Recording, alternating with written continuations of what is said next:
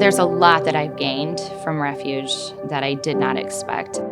How to communicate better with him, how trauma affects kids in a way that I did not understand. We got connected to Refuge right after our first foster care placement came back to us after a failed reunification. Things were rough, and we were looking for help. We knew we needed help with her healing journey, and our caseworkers and other support people in our lives pointed us toward Refuge, said, give them a call and have a conversation with them. The little boy that I've had him in and out of my home since he was 5. He was abused both physically, mentally, and emotionally. He got to be, I guess, challenging is the best way to say that. One of the things that we started to see right away when our little one came back to us from her return home, we started seeing a lot of fear over really small and simple things, and like knocking over a bowl of cereal, and she would cower in fear on her little stool that she was sitting on and start to cry. And I remember thinking, this is so much bigger than what I feel equipped to deal with. When I met him at 5, he was a sweet little boy, and even now I show him pictures. I say, this is the little boy that I fell in love with. Some days you are so sweet, I could just eat you up, and other days you're lying, you're stealing.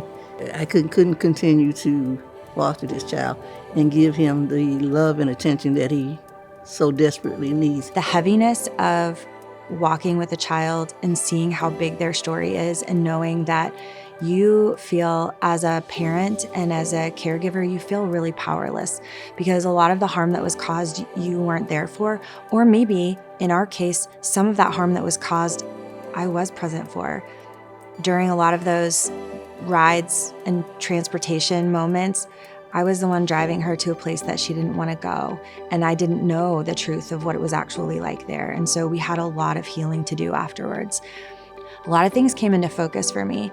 One of the most important things was realizing that I didn't have to carry it by myself, but to sit in that office and share, almost hand over the heaviness to someone else, and then have them say, we're going to help you carry that. We're going to help you hold that.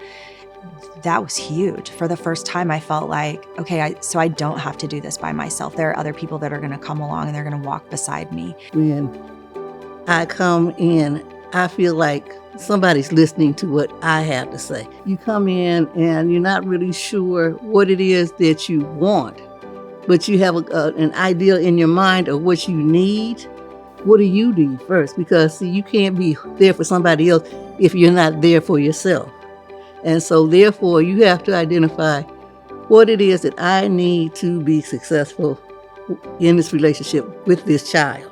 It's given me grace where I needed to have grace, and it's given me patience where I've needed to have patience. And it's also helped me be able to process things that I've dealt with growing up that I didn't know that was considered trauma at the time. It's given me just a whole new perspective of just life in general and how we can relate to people in a more effective way.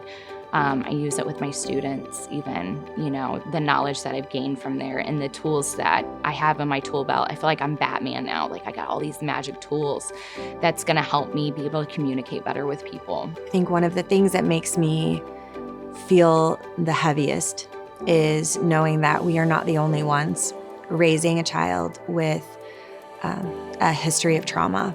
Within my work, I have conversations with foster parents, a lot of foster parents in our counties, surrounding counties, and they all say the same thing.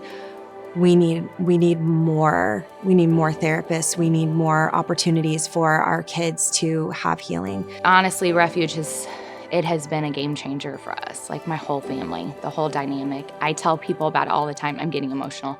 I tell people about it all the time. I tell students about it all the time. I tell parents about it all the time because it literally saved us.